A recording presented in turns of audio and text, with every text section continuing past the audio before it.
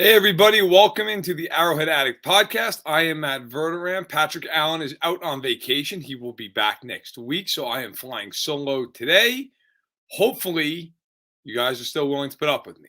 We have a good show for you. We are going to be talking about the regular season, about week one. It's nice to be talking about week one instead of just sitting here and talking about roster cuts, talk about the preseason. Sure, that's fine. It's not as good as regular season football. And of course, the Chiefs will be visiting the Arizona Cardinals in the desert. I'll get to that. I'll get to what to watch for, a couple matchups I think that the Chiefs can really take advantage of. We're going to get into all of that. I'm even going to talk about a few matchups that I think are going to be interesting around the league, including one that involves two AFC West teams. But I wanted to talk at the start about football and just personally why I love football being back. And I want to hear from you guys in the chat. I want to hear from you guys. If you're listening on audio, leave a rating and leave a comment as to why you love football being back so much. And I've written about this many times. I feel like this time of year I always get a little bit nostalgic, and I think about when I was a kid and I started watching football and like why I got into it.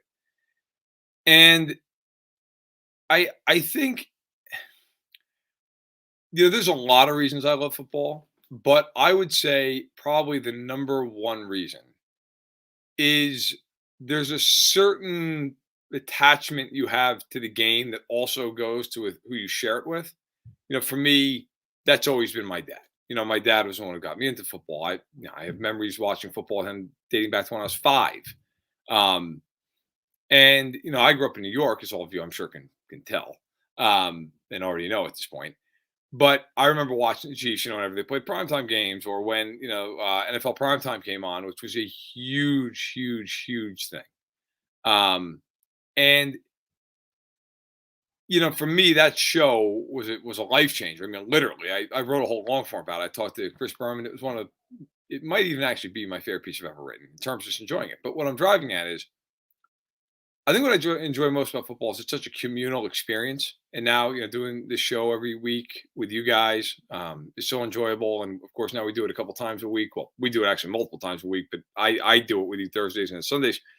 Stacking the Box as well, which if you haven't subscribed to that, by the way, you really should. What's wrong with you? Subscribe to Stacking the Box. But I think there's such a quality about football that doesn't exist in the other sports because basketball and hockey are every other day, typically. Okay. And baseball's every day. But you can miss a week of baseball. Like, what the hell? Who cares? Doesn't really change, right? Like, unless you're in the heat of a pennant race, it doesn't really change. Basketball, if your team's good, hell, you might as well not even check in until the start of the playoffs. Hockey, a little bit different, but same applies, right? Football, it all matters. Everything matters. Every game matters. Every single game matters. And it's so much fun about watching games in September and watching games in December. It all matter. Every single game is important. Some being divisional games and whatnot, more important maybe than others, but they're all important. You lose week one, you're behind the 8 ball already, right? And unless you're one of the top teams, you're already thinking like, all right, well, now we got to make up ground because the wild card race is going to be hot and heavy, especially in the AFC. But when I think of football, like I think of, at least me personally anyway, I think of having a beer and having a bowl of chili or having a beer and having some pizza, right? Or back in the day before I could have a beer, sitting down and grabbing for me, actually, believe it or not, it was always like a Yoo-hoo, which is a big chocolate milk drink in New York. I don't even know the Midwest if I can ever see it, but it was always like that, and then sitting down and having some food. It was an experience, and it's all damn day, right? I mean, on the East Coast, you go from 1 to midnight essentially. It's so much fun to really embrace it and get into it. And so for me, I am so glad that football is back and the Chiefs are as good as they are. Look, when you have a team that's not good in football, like you still get into it because it's football and you love it, but your expectations are lower, right? I mean, your expectations are such, you're like, hey man, I hope it works out, but like, who knows? I think when you have a team as good as Kansas City, you are already thinking about how far can this team go? Can they win it all? Right? Can this be the third Super Bowl appearance in 4 years? if they win a Super Bowl, is it a dynasty? Is it a dynasty? We're going 3-4 and winning two of them. It's arguable. Um, and the other part about it that I love is, especially being someone who grew up a Chiefs fan, it's so fun when they're good and it's late in the year and you get that like opening shot on CBS and you look at it and you can just feel the cold through the TV and the fans are bundled up and it's loud and the game means something and the field has that kind of frosty look to it, and that's football, right? I mean, that, like, to me, I love like those weather games and it's snowing and it's all the elements. It's it's spectacular in its own way. Like, it really is. The elements don't factor into the other sports. They factor into football. And I just think it's such a joy to root for a team that's this good. And as Jack points out, as a Raiders fan who's in the chat, who's welcome in, Jack. Appreciate you being here, man. You're right. Like, you're right. The AFC West is stacked. And that's, I think, part of what makes this season fun. In fact, that's actually where I was going to go next with this. The AFC West is so good, so great, that you're going to have probably three teams make the playoffs, I think, even if they beat each other up a little bit. Man, it's going to be a lot of fun. It's not one of these divisions where you just look at it and go, all right, well, these, whatever. These other teams are a joke, or two of these teams stink. I mean, sure, as a fan maybe of a team in the division, you wouldn't mind it. But just from the entertainment, it's awesome. These the best teams playing each other every week, getting after it. And so I am very excited for football to be back. I'm very excited about it. And so that's where I dovetail into week one. I did a Spaces last night. You may have heard it. You probably didn't. If you didn't, that's fine. I did it late at night. I just felt like talking football. And I outlined some of the games I think are going to be the best games of week one. And while I won't go into all of them, because I mentioned the Cowboys and the Bucs, and that doesn't have much to do with the Chiefs, obviously. There was one game I mentioned that has a ton to do with the Chiefs. And that's Jack's team, the Raiders and the Chargers, week one. That game's in Los Angeles, okay? And the Chargers are favored by 3, just a standard 3 at home. Those two teams, of course, played a classic last year, week 18, where the Raiders won in the final play of the game in overtime. And I am fascinated by that game because you're looking at two teams that have big expectations. A lot of people think the Chargers are Super Bowl bound, okay? Which I hesitate on that. To me, you've got to get in the playoffs at some point before I'm putting in the Super Bowl. But they're really, really, really talented. And then you have the Raiders, who, look, I have doubts about the Raiders defensively outside the edge rush, but the Raiders are going to score a lot of points. The Raiders are going to put up a lot of points, and you guys all know I've said it all offseason. I think Carr's going to have a big year. I think Carr's going to have a really good year. I'm curious to see Josh McDaniels in his second go-around as a head coach. He's got to prove it to me. But I do think the Raiders are going to be a talented team and a fun team to watch. Look, first things first, as Jack points out, that was literally what I was just going to say. That game's in LA. That game's a home game for the Raiders. That place is going to be packed with Raiders fans. Okay. Remember last year, the NFC title game with the Rams and Niners, and the Rams did everything they could not to sell tickets to Niners fans, and it still felt like San Francisco? That's what it's going to feel like in LA week one. It's going to be a road game for the Chargers. And I got to say, I think the Chargers are the better team. I think they're the more complete team because I think they're better defensively. But if J.C. Jackson does not play in that game, which it does not, I don't say it doesn't look like he will be. He may not. He's out 2 to 4 weeks. That would be right at the beginning of the timetable if he can come back. If he's not there, that's a big effing problem for the Chargers. Because the Raiders, say what you will, they've got weapons galore. And look, if you want to say Derwin James is maybe the best in the league at guard and tight ends, he's proven that. He's been great against Kelsey in his career. So maybe he can stymie Waller a little bit. But who the hell is guarding Devontae Adams? I love Asante Samuel Jr. He is not guarding Devontae Adams. That's not happening. I can't imagine a world where Devontae Adams doesn't go off in that game if J.C. Jackson's not there. Even if they're doubling, and then if you're doubling, well, who's guarding Hunter Renfrow, right? I mean, the Raiders. The big thing is they got to hold up front. They got to hold up at the line, right? I mean, that's the big concern. Colton Miller's very good. The rest of that line is full of question marks. But I think it's going to be fascinating. And it's an interesting game because I will say this. Well, I do think the Chargers are better. And I know Jack asked me why here in the chat. Um, I think they're better, Jack, because I think they're better defensively. I think they're just more well-rounded defensively. I think offensively, you could make an argument that both teams can score 30 points a game. I think the defense uh, and having a year under the coaching staff's belt, I think matters. Um, but all that being said, man, I think it's a really interesting. I think it's a toss-up style of game, and I will say this: that game is much more important for the Chargers than it is the Raiders, and here's why. It's a home game for the Chargers. Okay. It's always more important if you're at home. Just like week 2 in the Chiefs play Chargers, the game's more important in a lot of ways for the Chiefs. But I will say this. Here's the other reason. The Raiders, week 2, they go home, they play the Cardinals, a team I think they should beat. Okay.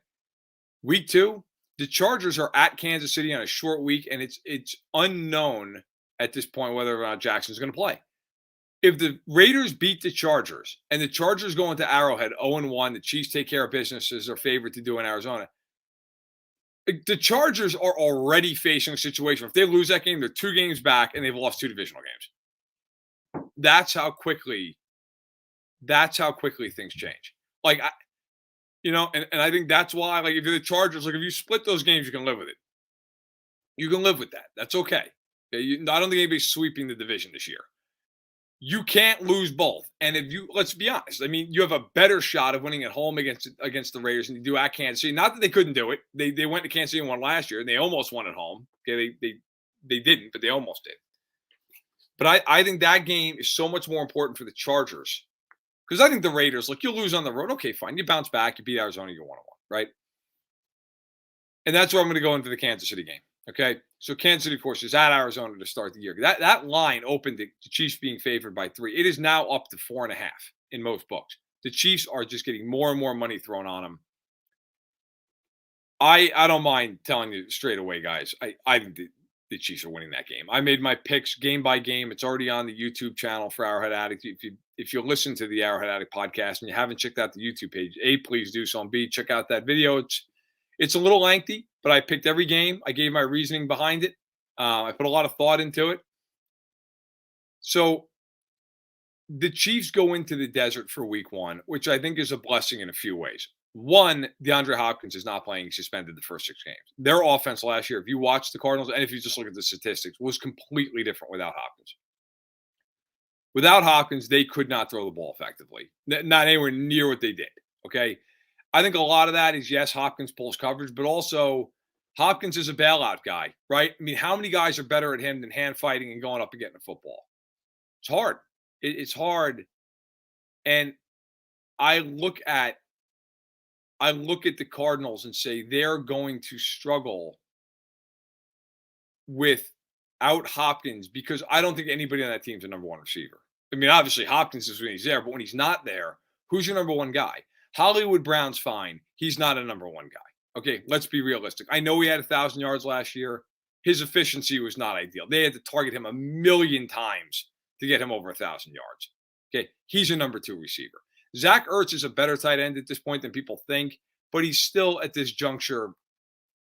He's a second-tier tight end. I think that's fair. He's a good player. Zach Ertz is still a good player, not a great blocker, but still a good receiver in the passing game. And then A.J. Green, listen, had over 800 yards last year. A.J. Green still gives you something. But at this point, he's nowhere near number 1. He's a decent number 2. So you have a couple of 2s. Rondell Moore to me is a 3. And then you get into Ertz. They in the backfield, they have James Conner at 1,000,000 touchdowns last year, but didn't even rush for 4 yards a carry. Their offensive line is average. I look at that game, and I just think it's going to be a very hard game for Arizona. They don't match up particularly well with the Chiefs. I don't think inside they're going to deal particularly well with Jones. Humphreys is a good tackle. Hudson, obviously, we all know, very good center. Aging, but still very good. I think the right side of the line can be had a little bit. And I think the Cardinals offensively in the game will have some success. I don't think they'll have a ton of success. On the flip side, I don't know that Arizona can stop Kansas City. By the way, it's the same reason I think the Raiders will beat them. I just don't think Arizona has the goods defensively. They drafted Zaven Collins in the first round. They drafted Isaiah Simmons in the first round at linebacker. Neither guy to this point has worked out. They lost Jordan Hicks in free agency at linebacker, who's a good player. They lost Chandler Jones at edge. I know they have Marcus Golden. Marcus Golden's very good, but it's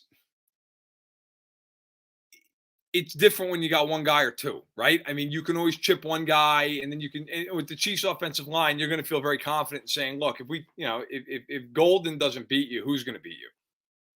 J.J. Watt at this point, I don't think is the guy who's beating you. So then you start looking at their secondary. Budda Baker is an amazing safety. He's a great player. The rest of that secondary is not particularly good. There's no number one corner on the Cardinals. There's no guy who you have to say, oh, that guy's a lockdown guy. That guy doesn't exist in Arizona. The Chiefs, I feel, are going to spread the Cardinals out, and they're going to have their way offensively. And as Jack points out, they did just get Trayvon Mullins. Trayvon Mullins is fine. He's not a lockdown corner. Trayvon Mullins has played the Chiefs many times, and with due respect to Mullins, I can't think of one time where I thought to myself, he's become a real problem for the Chiefs. To beat the Chiefs, the same thing applies over and over and over and over and over. You have to be able to get pressure with four. You have to be able to do it. If you can't do that, you're losing. That has been true every single game of Mahomes' career. And for those who will say, well, last year in the AFC title game, that was a combination of the Bengals were able to get some pressure, but also really that was a game where the Chiefs just forced the issue to an ungodly degree. Now, if they do that again, sure, they can lose. But if the Chiefs just stay within themselves, I think it's a really, really, really hard thing for the Cardinals to accomplish. I just don't see it. I think the Cardinals are going to be in one of these games where they just can't get them off the field, and it's also one of those things too. I said it was a blessing to get the Cardinals early. One of the reasons I said that was, I'm not trying to knock the fan base because everybody's got good fan bases, right? Everybody's got fans that are really loyal and really into the game. But like some fan bases are crazier and louder than most, right? Always tough to go to Mile High. Always tough to go to Seattle. Always tough to go to Pittsburgh, Green Bay, Arrowhead, the Black Hole, right? Those are hard places to play. Arizona's not a hard place to play. I would think there's going to be a lot of Chiefs fans down there. And I look at it and I say, I don't think the Cardinals are going to have this huge noise advantage. That's a hard spot if you're Arizona. You've seen no tape on this team. You have no idea how they're going to play. The Chiefs have the longest active streak of winning season openers. I just think, look, ask yourselves this. Are the Cardinals better than the Chiefs on special teams? I think it's very fair to say the answer is no. They're not better, right? Are the Chiefs better defensively than the Cardinals? Yeah. The Chiefs are more talented defensively. And I don't even think the Chiefs have a lot to prove defensively, okay? They have significantly more talent defensively than the Cardinals do. And offensively, I think everybody would agree, yes, the Chiefs are better offensively. So if you're better in all three phases and you got a better head coach, stands to reason you ought to win the game. All right. I am curious, and I'm sure we'll do a little bit of this next week. So if you want to hold back, that's fine. But I'm curious what your score predictions are for the game. And of course, again, we'll be drawing down on this game next week as well. So if you want to hold them back, that's fine. But of course, we're going to talk about it. It's going to be interesting, though. I think it's going to be a fun game. I think you're going to see a lot of airing it out on both sides. But I think the Chiefs will walk away with a win. And if you're into that sort of thing, I think they will cover. As that line does continue to climb, though.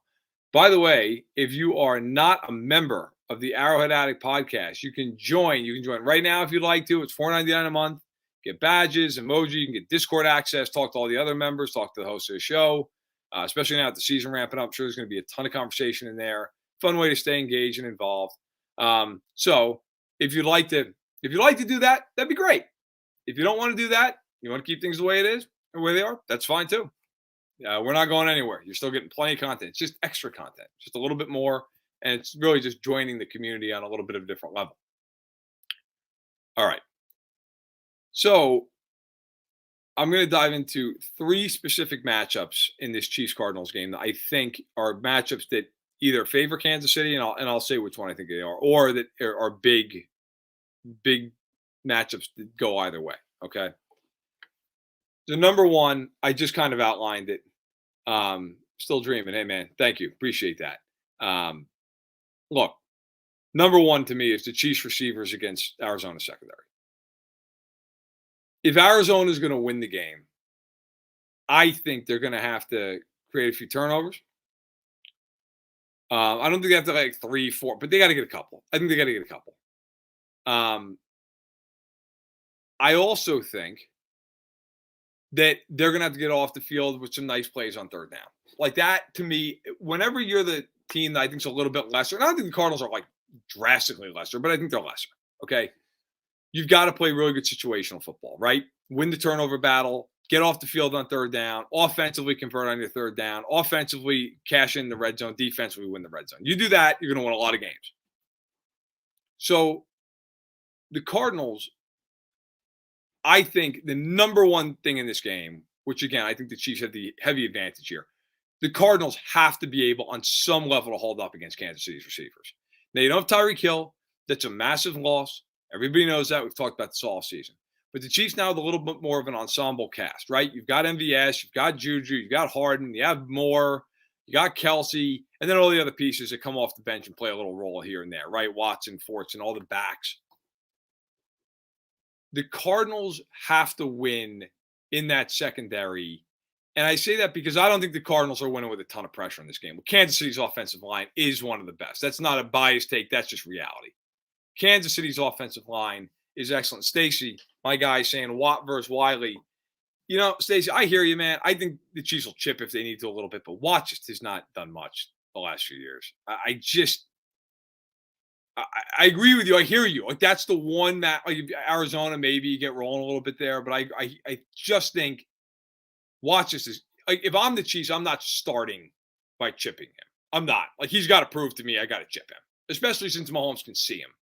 Um, but again, I think personally that the Cardinals secondary, look, they don't have to play out of their minds. They've got to be able on 3rd and 7 to get a stop. They've got to be able to maybe get a hand in and bat the ball up, you know, and get a pick.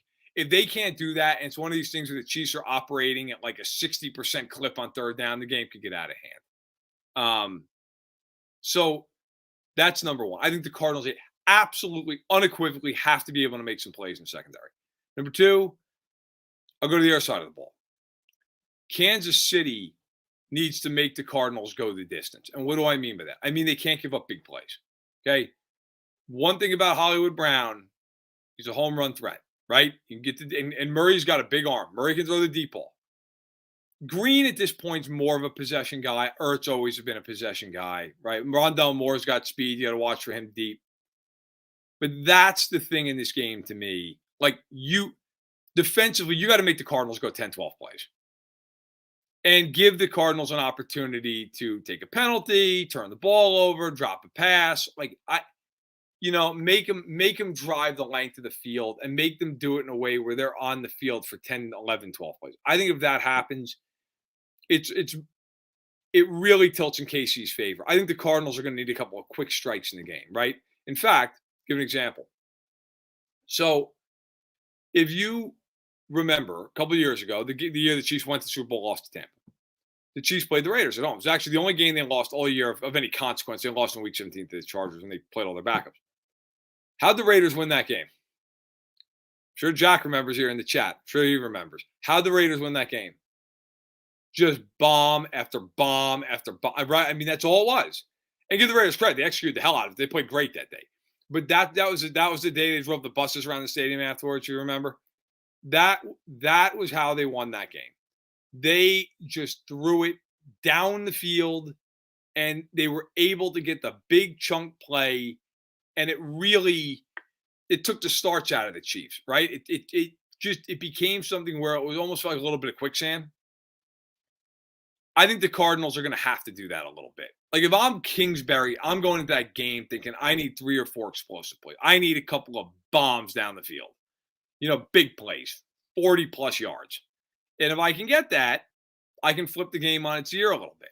If I can't get that, then you start running into, okay, well, can I execute all these plays down by down by down by down? And that becomes a lot harder for any team B, with a team that I feel like has an average offensive line that's missing its best weapon. That becomes much harder.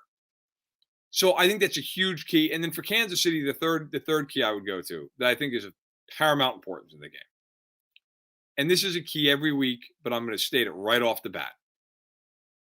You absolutely cannot take a bunch of penalties and turn the football over. And I know that it's like, I know everybody listening is going, well, yeah, Matt, no shit. Like, obviously that's, but I am a firm believer in sports, in pro sports, and you could talk about any sport.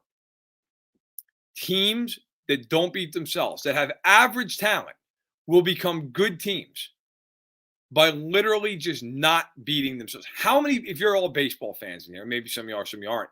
Okay. I'm an Oakland A's fan, which just makes me want to throw up on a daily basis. Okay. But I watched a lot of those teams and they were good over the years.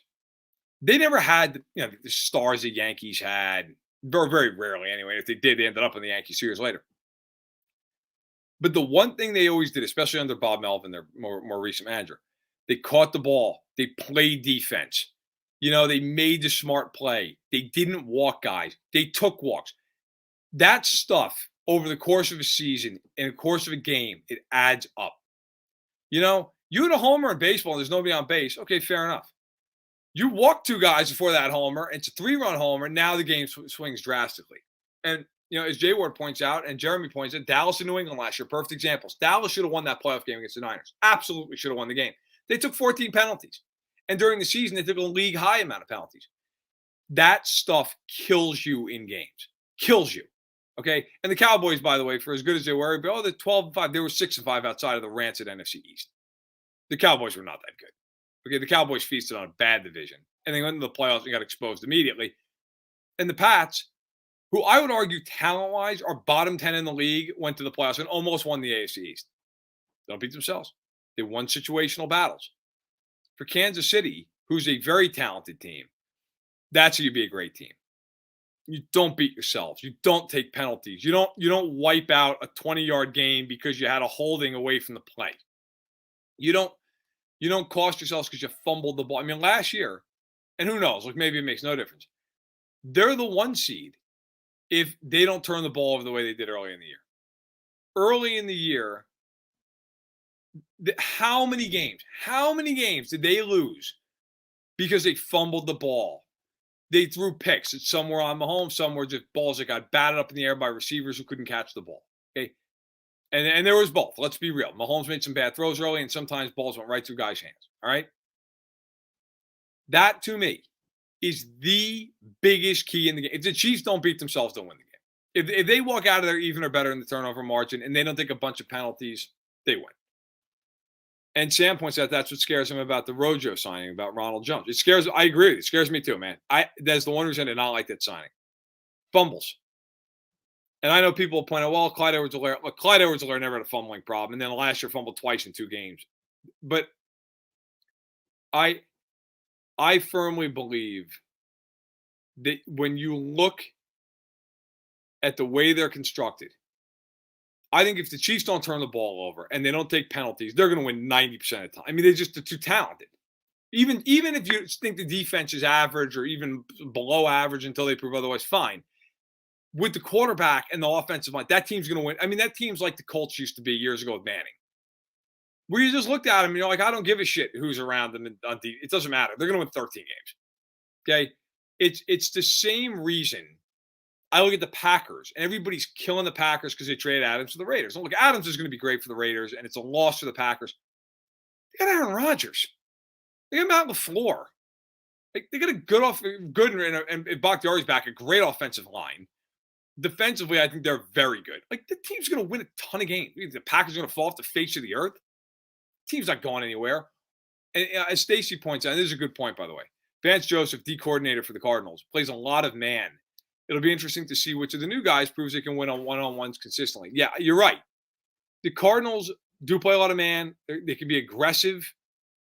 I wonder in this game, are they aggressive with Mahomes? I can't imagine they would be. Even guys who are blitz heavy typically back off with Mahomes. Like Greg Williams did with the Jets a handful of years ago, and the Chiefs, I think, just scored another touchdown. But that will be really, really interesting. I am fascinated to see how it shakes when you get into this thing and you start seeing, hey, look, Gay and Bolt now playing together as starters for the first time. Obviously, they've seen action before together, but as starters, as entrenched guys, key guys. Carl Loftus and McDuffie making their pro debuts. Yeah, I'm sure you're going to see some of Joshua Williams making his pro debut. Justin Reed, Chiefs debut. It's going to be fascinating. It's going to be very, very, very, very fascinating to see how it all shakes. But I look at that game, and I think if the Chiefs don't beat themselves, they win. And I think, frankly, with the Chiefs, that's most weeks. Not every week, but most weeks, if they don't turn the ball over, they don't take a ton of penalties, they will win. And by the way, if you guys have any questions in the chat, I'll try to get to as many as I can. It's I'm going to have a little bit of an open-ended session here, toward the back end of the pod since Patrick's not here. And I figure, what the hell, right? We're in the throes of the season, and I'm happy to try to answer anything you guys have. And if you don't have anything, that's fine. Can keep rolling. So that's where I'm at with week one. Keys again, 1, 2, 3. I think it's number one is the last one. I said, don't turn the ball over. Don't take bad penalties. That's stuff number one, and that's about number one for me every week, but especially against teams I think that you should handle. Number two, you look at the Chiefs receivers against the corners. The Chiefs should win that matchup. That's a matchup that they should win, and it's a matchup that the Cardinals at least have to win some battles in. The Cardinals don't have to decidedly win that. If they do, they probably win the game. They got to win some of them. If they can't win some of them and they're just getting roasted, good night. And then I think for the Chiefs, I think the turnovers and the receivers, I think are the top two for me, are the two that I look at and I go, all right, that's probably, where you want to be. And then third, again, eliminate the explosive plays. Early in the year last year, if you guys remember, and I'm sure you probably painfully do, Chiefs give up a million big plays last year to start the season. Blown coverages, blown assignments, guys not athletic enough. Like the athleticism problem is out the door. The athleticism problem, I don't think the Chiefs have to worry about. You said whatever you want about them defensively. Okay? You could say that you think they're going to be good, they're going to be bad, whatever. All of it's fair, right? You can't say that they're not athletic. The Chiefs have athleticism coming out of their ears on defense, which is a stark change from where they've been over the years. So they've really relied on veterans and on that leadership, that guile. They've completely changed. They've completely changed. Now they're young, they're athletic, they're fast, but they don't have that much experience. So now you've got to rely on, okay, we're going to gain experience. We got to figure it out as we go. And I think that's really important. Anthony Taylor, by the way, says Chiefs are 21-3 against the AFC West. Look, the Chiefs since Andy Reid, and I've said over the last 4 years, the Chiefs since Andy Reid has gotten to Kansas City, I mean, they just do not lose many games. Now, I will say this. I think this year, the division's tougher than it's ever been. I think they're probably going to go like 4-2 in the division. I think that's fair.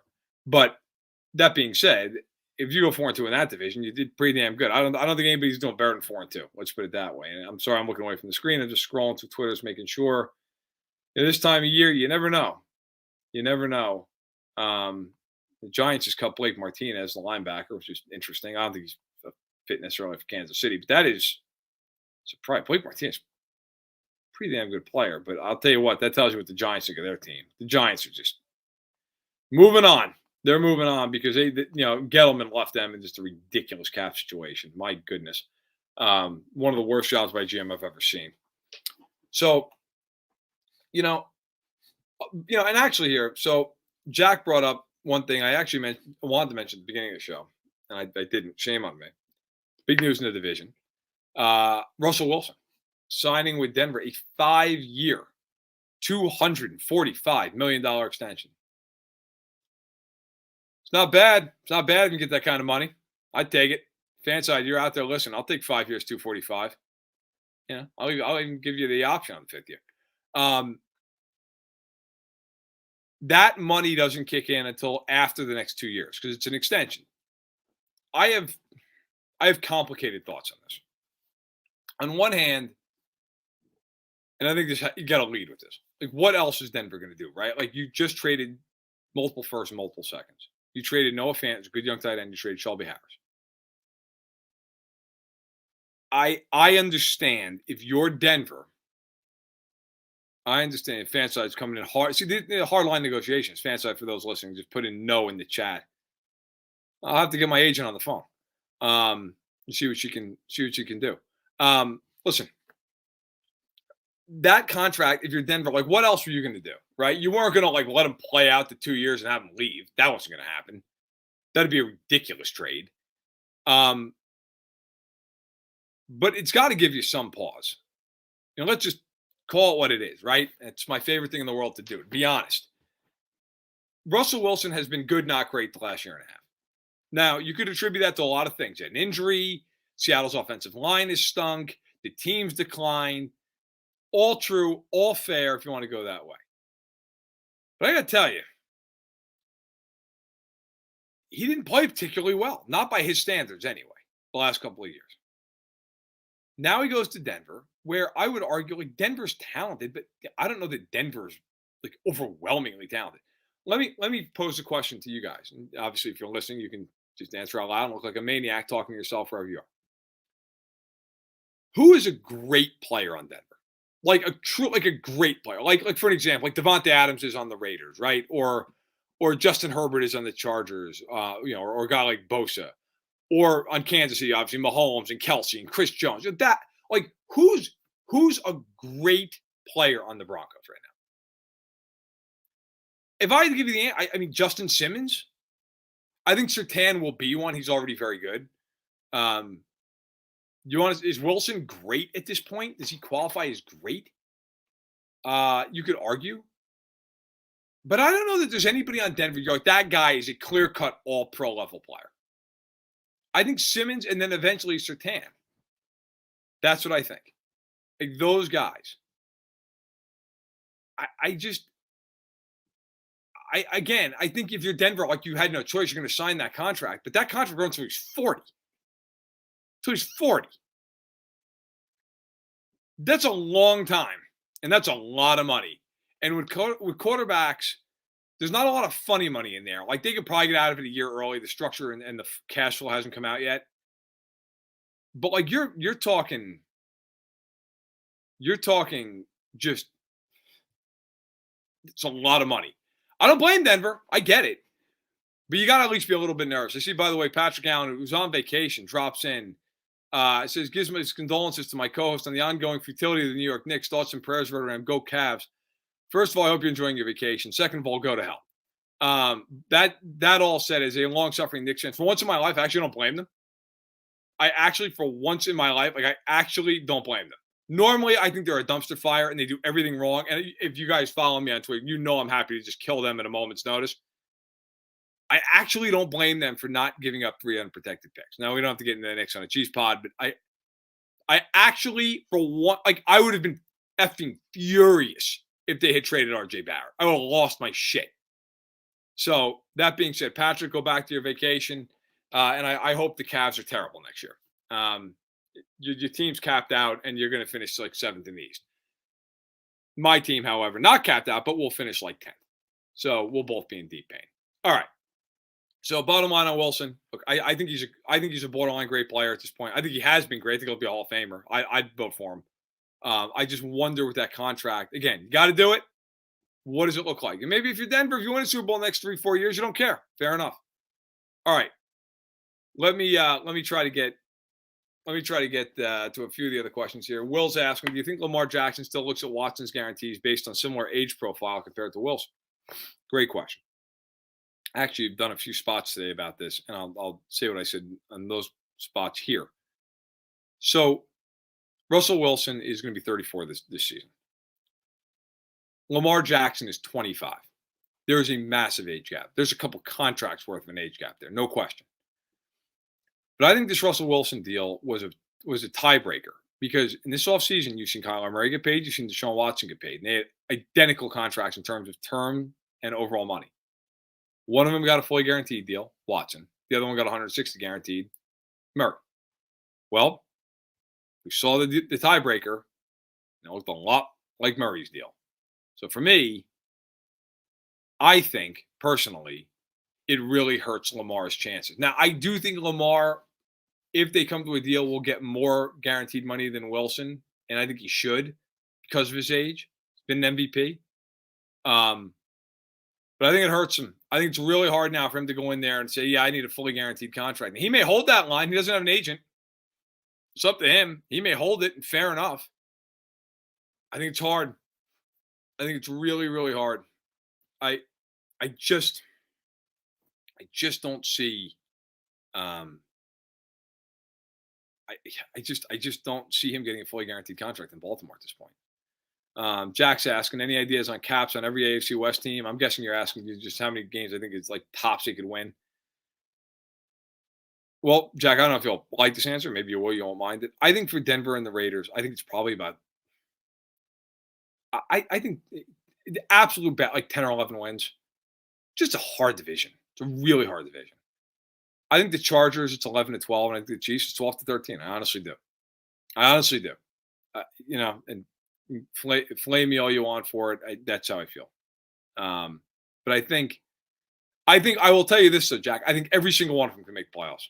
I think every one of them can win a game in the playoffs. I really believe that. I think it's the best division I've seen in a really, really, really long time. All right, let me try. I just want to make sure I'm not missing people's questions. I'm trying to keep an eye on it, but then Patrick comes in and starts talking shit about the Knicks, and I mean, who the hell can blame him? But had to be discussed, had to be said. It could be on the Tyreek Hill podcast. Ready Whip is saying I'm a little behind, but my question was, do you feel like the coaching staff learned their lessons from last year? Ready Whip, no, I do not. You know why? Because 9 years of evidence with Andy Reid, who's going to walk into Canton one day, says that Andy Reid is not going to run the football because he doesn't want to run the football. Because he wants to throw the ball, and they want to win their way, and they're going to lose their way. I have had conversations with people in the NFL, personnel people, other coaches, just literal conversations, just chatting, nothing, not any like source report stuff, just having a conversation, like you would at the bar in Indianapolis at the Combine or the Senior Bowl, stuff like that. Andy is regarded as one of the better people in the league and as an unbelievable coach. I also think that from those conversations, people feel like he's a genius offensively, but sometimes he gets in his own way a little bit. And I would agree with that assessment. There's nobody in the league who's a better play caller, who's a better designer of plays. I mean, Andy does stuff that is unbelievable. And it is because it's copied by everybody in the league 3 weeks later. Okay. But Andy has what a lot of geniuses have, and I do believe he's an offensive genius. Sometimes he's too smart for his own good. Like, I rail against his play every single time, and it gets me going every single time. That fucking 3rd and 1 play with Blake Bell in that Buffalo game. I mean, that's got to be the dumbest play I've ever seen in my life. You have Patrick Mahomes, McKinnon's rushing in the playoffs at that point for about 5.5, 6 yards a clip, and your idea was let's run a speed option to the short side of the field with Blake Bell. I mean, like that's one of those things. If they lose that game, you're never forgetting it. And then, of course, in the AFC title game, look, people get on Mahomes, and that's fine. Mahomes played like crap the second half of the game. He'd be the first one to tell you that. I put that game more on Andy than I do anybody else. That game never should have got to that point. It was horribly coached from the last play of the second quarter all the way through. And I don't feel like they've won that. There will be 1 or 2 games this year where we are on here, win or lose, and I am screaming at them because they have no ability to have any balance. And I'm losing my mind because they just ran the ball 12 times in a game that they were never trailing. And sometimes, you know what? It'll work. It'll work.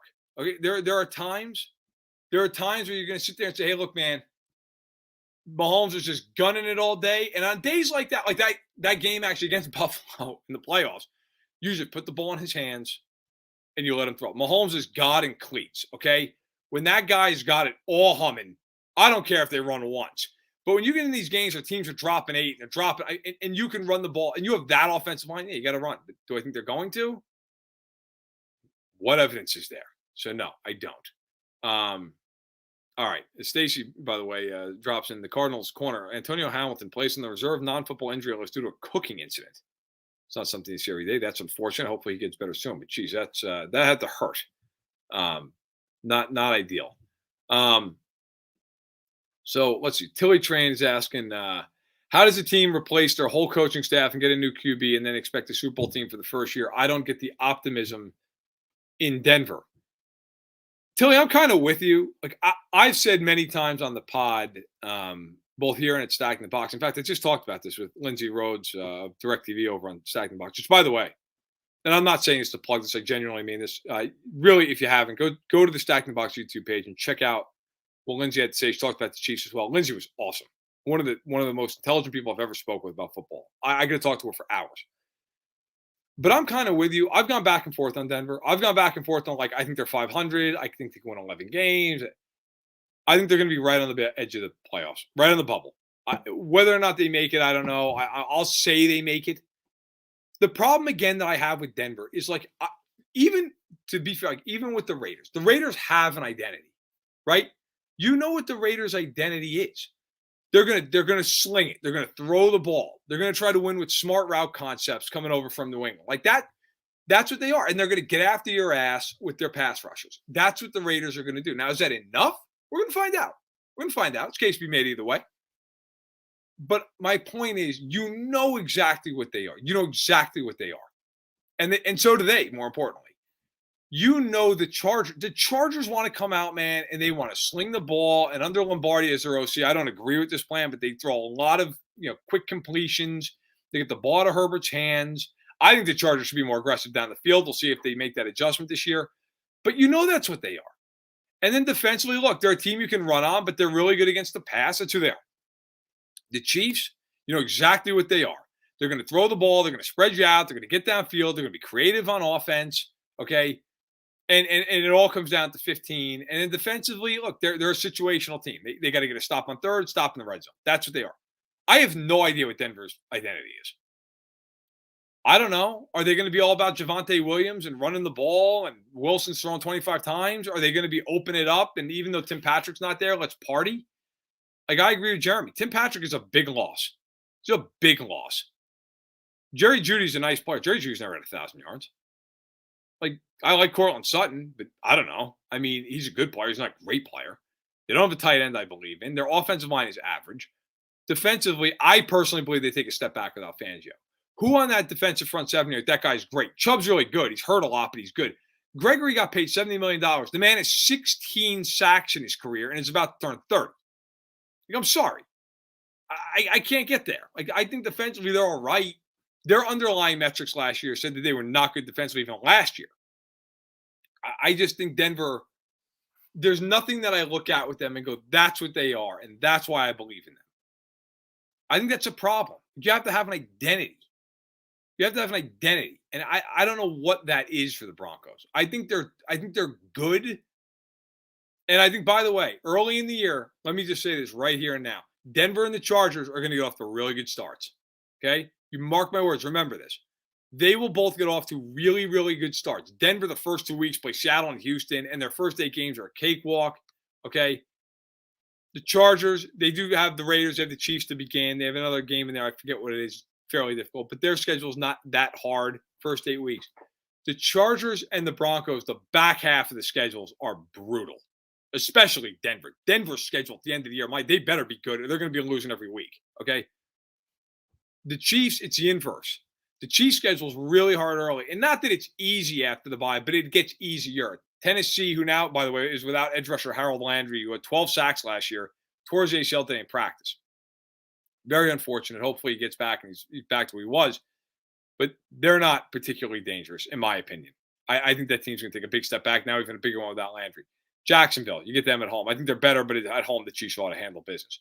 Seattle and Houston back-to-back in December. The Chiefs should win those games going away. Denver at home. The Chiefs should win that game at home. Right? I mean, the Chiefs' second-half schedule is not crazy. It's not easy, but it's not crazy. I expect Denver and the Chargers to jump out in front in this division. Everybody be going nuts. And then by about week 15, you're like, oh, right. They've fallen back to the pack a little bit. That's how I feel. And if those teams don't get off the hot starts, good night. Because they will get lapped by Kansas City and maybe even by the Raiders. So I think that's where it's going to be interesting. Jack says, let's talk the talk. Raiders, best offense in the AFC West, period. Casey might be number 2 now. Chargers now might be better. Raiders, the third worst defense. Casey is absolutely last in defense. Jack, I appreciate the hell out of you, man, for being here. I really do. You and I are going to disagree a little bit on this one. The problem I have with the Raiders, look, I'll say this. I think the Raiders are the best weapons in the AFC West. the best weapons. But the difference for me is Mahomes and that offensive line are just, and I don't say this as a slight on Carr, because I actually really felt Carr's underrated throughout his career. But Mahomes is just, he's the best quarterback in football. And then on top of that, you have what could very well be the best offensive line in football. The Raiders' offensive line scares the hell out of me. If there's one knock on Carr that I think is overblown, but at the same point, it does exist, if you can hit him, it becomes a problem for the Raiders. And you're going to hit him this year. I think if you're the Raiders, you're going to have to do some different stuff. You're going to have to keep guys in. You got to do it with the pocket. Like, that is going to be an issue for them, in my opinion. I like the offense of the Raiders. I think they will score a lot of points. But I do not think they have a better offense in Kansas City, and I do not think they have better offense in the Chargers. I think they have better weapons. I don't think they have better offense. Defensively speaking, the Chargers, I think right now, you got to say on paper, have the best defense. After that, I got to disagree with you, man. I think the Raiders are the worst defense in the division. I have no faith in anybody outside the two edge rushers and Denzel Perryman. None. Show it to me. Maybe I'm wrong. And if I'm wrong, I'll be the first one to throw my hand up and say, give them all the credit in the world. But I got to see that. I just can't get there. Defensively, I think Crosby is awesome. Awesome. I've loved him since his rookie year. Jones is an upgrade over Ngakoue.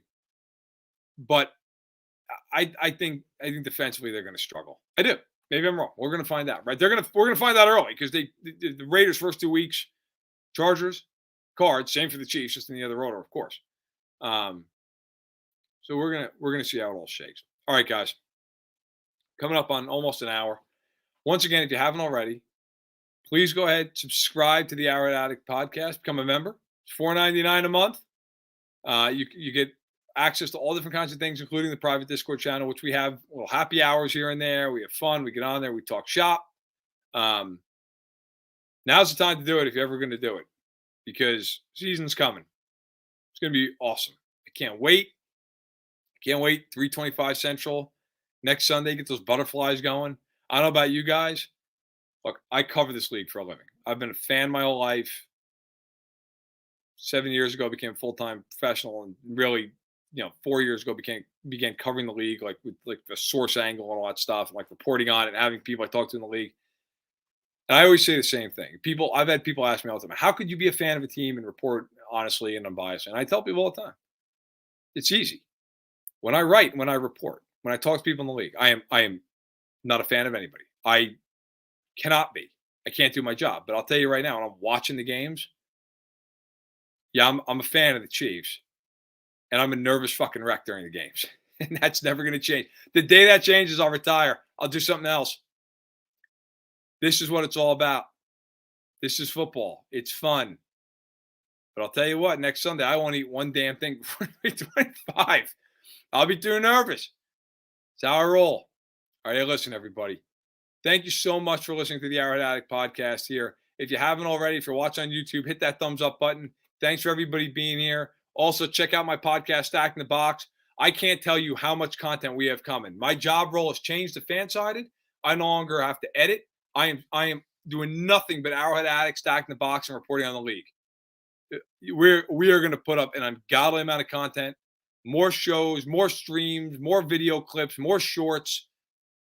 Subscribe to Stack in the Box. Subscribe to the Arrowhead Addict podcast. You will not be disappointed. We're going to have a lot of fun. I cannot wait. The best is yet to come. Thanks so much for listening. I am Matt Verderame. We will be back on the Arrowhead Addict podcast next week, week 1 of the NFL season.